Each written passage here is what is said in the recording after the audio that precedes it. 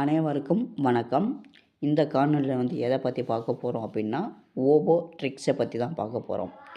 அது என்ன டிப்ஸ் அப்படின்னா ஓபோ ஒரு சில மாடலில் பவர் பட்டனை ப்ரெஸ் பண்ணோம் அப்படின்னா லாங் ப்ரெஸ் பண்ணோம் அப்படின்னா பவர் ஆப்ஷன் ஓப்பன் ஆகாமல் கூகுள் அசிஸ்டண்ட் ஓப்பன் ஆகும்.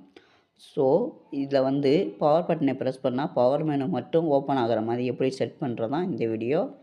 நம்மளுடைய சேனலை இது வரைக்கும் சப்ஸ்கிரைப் பண்ணலைன்னா சப்ஸ்கிரைப் பண்ணிக்கிறங்க. கூடவே பெல் ஐக்கான் அழுத்தி ஆல் பட்டனையும் அழுத்திக்கிறங்க. அப்போ தான் நாங்கள் அப்லோட் செய்யக்கூடிய வீடியோ உங்களுக்கு நோட்டிஃபிகேஷனாக சேரும். செட்டிங்ஸை ஆன் பண்ணிக்கிறங்க.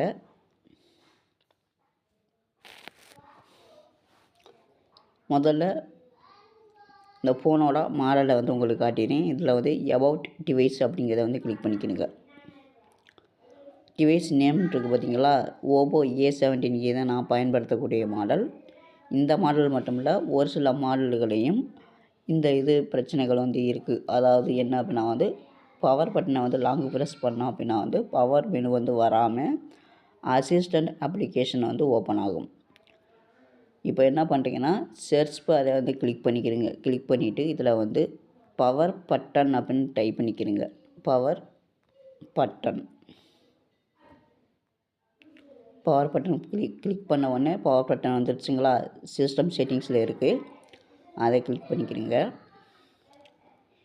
இதில் பவர் பட்டன் அப்படின்னு சொல்லிட்டு ஒரு ஆப்ஷனை காட்டுது பாருங்கள். Accessibility, assistive ball, gestures and motions, one handed mode, power button. இந்த பவர் பட்டன் அப்படிங்கிறத கிளிக் பண்ணிக்கிறீங்க.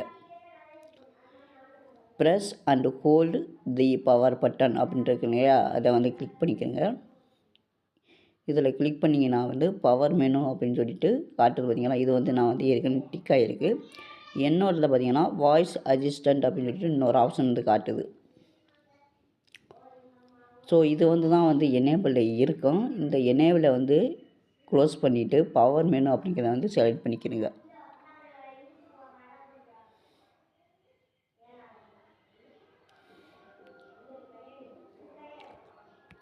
ஸோ இவ்வளோ தான் விஷயங்கள்.